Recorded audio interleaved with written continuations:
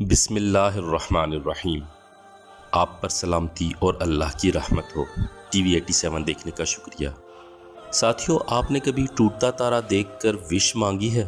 خدا نخواستہ اگر آپ کا جواب ہاں میں ہے تو کہیں نہ کہیں آپ ہندی فلموں سے متاثر لگتے ہو۔ چلیے سیکھتے ہیں کہ بحیثیت مسلمان ٹوٹتا تارا دیکھ کر ہمیں کیا کرنا چاہیے، لیکن اس سے پہلے ہمیں پرکھنا ہوگا کہ جدید سائنس کا ٹوٹتے تارے پر کیا سٹانس ہے اور یہ کہ ہمارا دین اس پر کیا موقف اپناتا ہے۔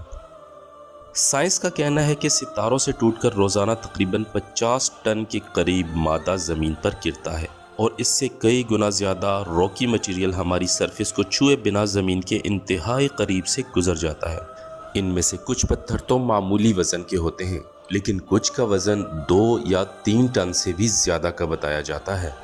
اب سوچنے والی بات یہ ہے کہ اتنے بھاری برقم پتھر آتے کہاں سے ہیں؟ تو سائنس کا کہنا ہے کہ جب سیارے اپنے مداروں میں چکر لگاتے ہیں تو اپنی تیز رفتاری کی وجہ سے اپنے پیچھے پتھریلے مواد کی ایک ٹریل چھوڑ دیتے ہیں۔ ناظرین، یہاں 2 سوال جنم لیتے ہیں۔ پہلا یہ کہ ہماری زمین بھی تو انہی مداروں میں نہایت تیزی سے ٹریول کر رہی ہے، پھر ایسا پتھریلا مواد ہماری زمین سے کیوں نہیں اڑتا؟ میں یہ نہیں کہتا کہ ہماری زمین سے پہاڑ کیوں نہیں اڑ جاتے، لیکن کم از کم وہ پتھر اور ایسا مواد جو محض زمین پر پڑا ہے، اور خاص کر پھر ہم انسانوں کو تو سپیس کی نظر ہو جانا چاہیے۔ اگر اس کی وجہ گریویٹیشن فورس ہے تو کیا اس زمین کی آربیٹل سپیڈ جو کہ 1,07,000 کلومیٹر فی گھنٹہ ہے، اس راکٹ سے بھی کم ہے جو بآسانی گریویٹیشن فورس کے حصار کو توڑ کر ہمارے مصنوعی سیٹلائٹ کو سپیس تک لے جاتا ہے؟ یقیناً نہیں، کیونکہ کسی بھی راکٹ کی میکسیمم سپیڈ 16,200 کلومیٹر فی گھنٹہ سے زیادہ ہو ہی نہیں سکتی۔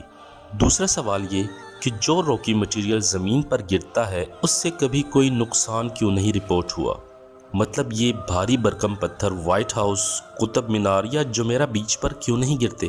یا پھر ہم نے کبھی کسی کو یہ کہتے سنا ہو کہ ہماری ممانی، پھپھو یا پھر ساس کے گھر پر آسمان سے پتھر گرا ہو؟ یقیناً نہیں، کیونکہ ان سارے سوالوں کے جواب دی بک آف سائنس میں نہیں بلکہ دی بک آف سائنس یعنی قرآن سے ملیں گے۔ تو قرآن سے پوچھتے ہیں ٹوٹتے تاروں کا اصل راز۔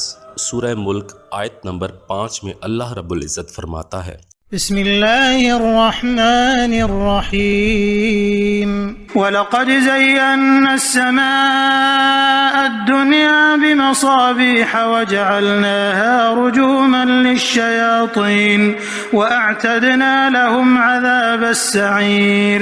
اور یقیناً ہم نے آسمان دنیا کو چراغوں یعنی ستاروں سے سجا دیا اور انہیں شیطانوں کو مارنے کا ذریعہ بنا دیا، اور ان شیطانوں کے لیے ہم نے جلانے والا عذاب تیار کر دیا۔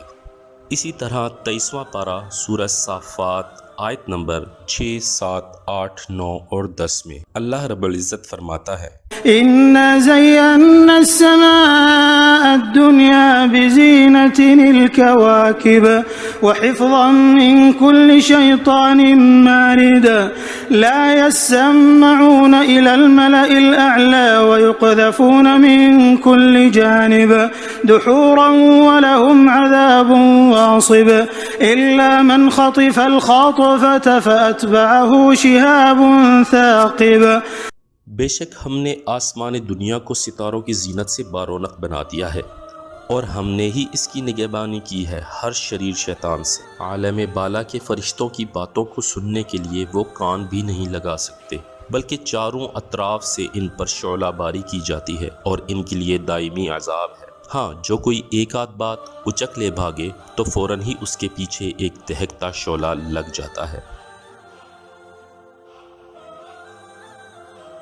دوستو، انتہائی مختصر اور جامع نتیجہ یہ ہے کہ اللہ نے اس نظام کو اپنے ان امور کی حفاظت کے لیے مرتب کیا ہے جن کو سر انجام دینے کے لیے مختلف فرشتوں کو ذمہ داریاں سونپی جاتی ہیں۔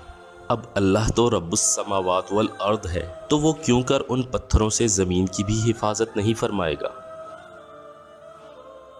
اب ایسا کوئی ٹوٹتے تارے والا سین نظر آ جائے تو ہمیں کیا کرنا چاہیے؟ تو دوستو، قرآن و سنت میں اس وقت کی مناسبت سے کسی قسم کی کوئی وش مانگنا ثابت نہیں، البتہ بارش کے وقت اپنے لیے اور اپنے پیاروں کے لیے دعا مانگنا اللہ کے پیارے نبی علیہ الصلوۃ والسلام سے ثابت ہے۔